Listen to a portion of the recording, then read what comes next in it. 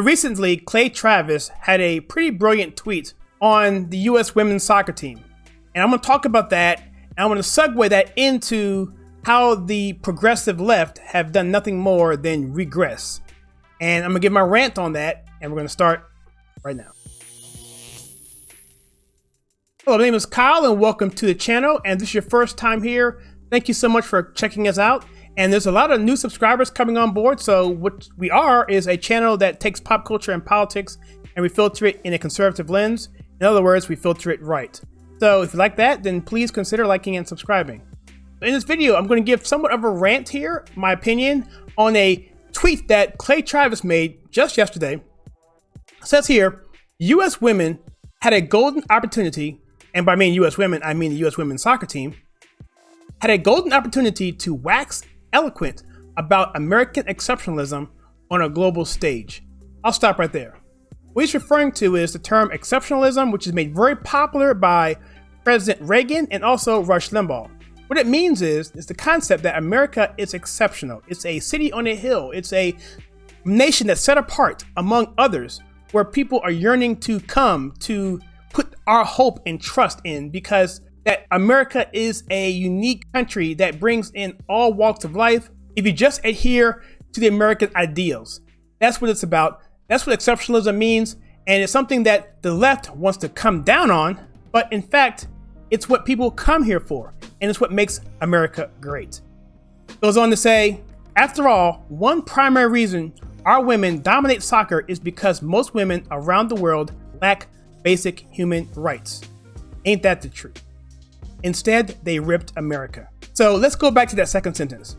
One primary reason our women dominate soccer is because most women around the world lack basic human rights. Now look, the U.S. women's soccer team has been dominant for decades, going back to their first World Cup in the 90s. And the fact is, women in America had the advantage because they had more opportunities. And so other parts of the world didn't have that. So as the world became more free, and more teams began to play more sports, not just soccer, other things, then we started to see women become more competitive on the international stage. And so really America was the center point to all that. I'm not saying America is the only country that had that, but America was the primary country because that is what our Constitution sets out to do. It's to set people free, if you work for it. But that's a topic for another discussion. But the principles I want to say are there, whereas other countries, the principles aren't there, or the foundation isn't there because those nations just won't allow it, whatever reason. Okay, you can't be free in a totalitarianism government. You can't be free in a communistic government. You just can't do it. And so that is what I think Clay is talking about here. And I 100% agree. Here you have these American women back in 2015, the last World Cup that they won that I watched, where the entire world was crazy about this team, especially America. We were crazy about our team. That was the one where you had Megan Rapinoe was on the team, but she was not as vocal as she is now. But that was pretty much Carly Lloyd's team. That was Hope Solo's team. That was a team that was devised of American women who were playing for their country and didn't take any prisoners. The team was dominant and America cheered them on. I remember where I was at a local bar as we counted the goals, as they scored 5 of them, over 3 in the first half, I believe. And we were just going crazy. There was so much patriotism going on. And this is when Obama was president, right? So it was still, even then, even with that going on, we were still loving America. So don't blame anything on Trump, okay? For those of you who might want to do that. So I'm speaking directly to the people who would say, you know what, Kyle, you know, you should really support these players, right? And if they're going to support BLM, if they're going to support equal pay and all these issues, then isn't that what America's all about? Isn't that what they're supposed to be doing? Shouldn't you be supporting them? Well, I hear your point. I hear your argument. But I think you're missing ours. When you take a knee to the national anthem, okay, in an international event, when you're wearing the U.S. flag on your shirt, on your jersey, you take a knee and you're tying yourself with these other arguments that are going on around the country where they're burning down our cities. You have to understand, this isn't just people raising a fist at an Olympics during the Civil Rights era. Okay, we're not talking about that. We're talking about issues that are clearly anti-American in nature, where they're clearly trying to undermine this country. The people are smarter than that. We're not just looking at the symbolism of taking a knee. When Tim Tebow took a knee, we knew the context of him taking a knee. He wasn't taking a knee during the national anthem. He was taking a knee before the game in the end zone to pray to his Savior, to pray to God. That's the context. Taking a knee isn't an issue. It's what you're trying to do and what you're saying. And the climate of what we're going through, the whole wokeism, through Hollywood, through movies, through sports, through all entertainment, through politicians, through people, again, burning down our cities. When you see that sort of thing going on, burning the American flag, and you have alignment and allegiance to that, we have an organization like Black Lives Matter who says we want to tear down the nuclear family. All of a sudden, that association is tied directly to you kneeling or turning your back for the national anthem or not showing up or walking off the court is a disrespect to everyone who served in the Army, Navy, Marines, Air Force, Coast Guard, and now Space Force. Any of those people, any of our honored veterans, any of our Americans who love this country, everyone who loves this country, anyone around the world who loves this country, who wants to come to this country, it is an insult to them. That's the context. That is what we're talking about, okay? Don't get twisted, right? And the last point here is, instead, they ripped America. Instead of turning on the country that gave them the opportunities to be where they were, to be where they are, they could have turned around and said, look,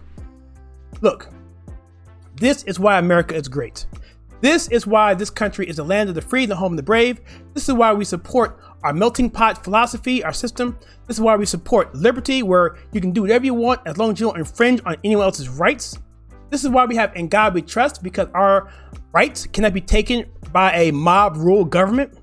No, that's why people are coming across seas, oceans, deserts to come here, risking life and limb, sending their kids to be holden by coyotes of all things, just for the chance to come to America. And that's why people are turning left and right. That's why the ratings are in the toilet. That's why. And so I also want to say this. I want to say this because this is important. The woke community, the leftist community, this American hating left community, and that's what they are. They are. And if you're a Democrat, if you're a classical liberal, or you are a libertarian, I'm not talking about you. If you even like to sing the Star Spangled Banner, if the flag doesn't offend you, then I'm not talking about you. I'm talking about you 20 or so percent of people out there who may be watching this video who are triggered from what I'm saying. And so I want to say this, that it's interesting how the left has done their best in their effort to be progressive, to move the ball forward, have done nothing but roll the ball back down the hill. Trying to be progressive, they've turned this country on its heels and basically spit in the eye of the civil rights movement, the women's suffrage movement, and any other human rights movement that's ever taken place in this country over the past 200 years. They're pretty much against that at the end of it, because what their philosophy does is divide. Woke people are angry, resentful, envious, and they just don't want people to be happy because they're not happy, and they want us to fit into their paradigm so they can live their lives of misery. The saying, misery loves company, that's the woke crowd. That's them to a T, okay? And most of us are fed up with this. We don't want it anymore. We don't want it. And so in trying to be progressive,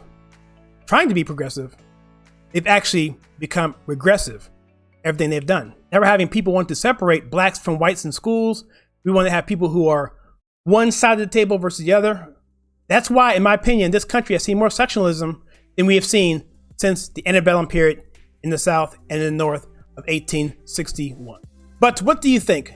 Let me know in the comments below your thoughts on my opinion here on women in sports, the women's soccer team, their opportunity, what Clay Travis mentioned of the missed opportunity of not expounding what America has done for them. And also, what's your thought on the so-called progressive movement taking us backwards instead of forwards? Let me know in the comments below. I'd be curious to know what you think. And also, if you like what we do in this channel, we take pop culture and politics and filter it to you in a conservative manner. In other words, filter to you right. Then please click the like and subscribe button, that bell icon so you don't miss any future content. And also, there's a join button there that you can click to find out how to support this channel even further.